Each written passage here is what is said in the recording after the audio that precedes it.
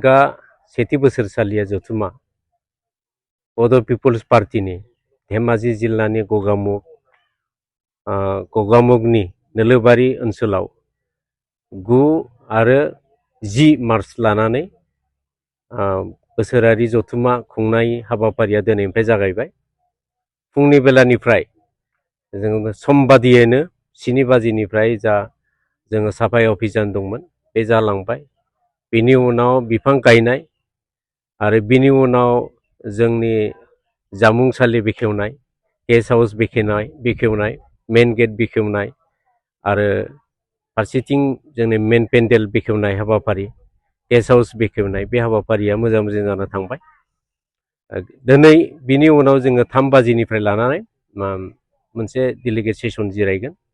बिनि उनाव डेलिगेट सेसननि उनाव जोंनि जाखिनि हाबाफारि बा मावनांगौ हाबाफारि बर' कसारि वेलफेयार अट'नमास काउन्सिलनि सिङाव जा जेंना जेथो बेफोरखौ जोङो गाहायै सावरायगोन।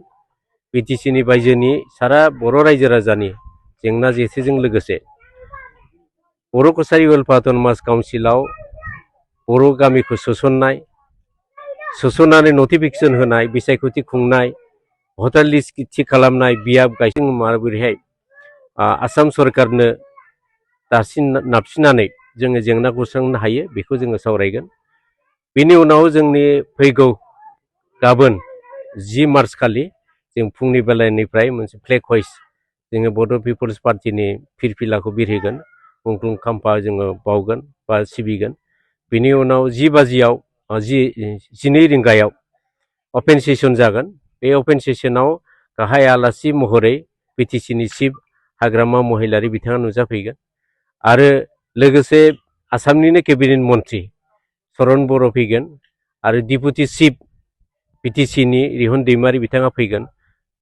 बिथांमोनजों लोगोसे बिटिसिनि इएमफोर गोबां बिथांमोना खोथा होदों, जोंनो कनसेन्ट होदों, बिथांमोना फैगोन।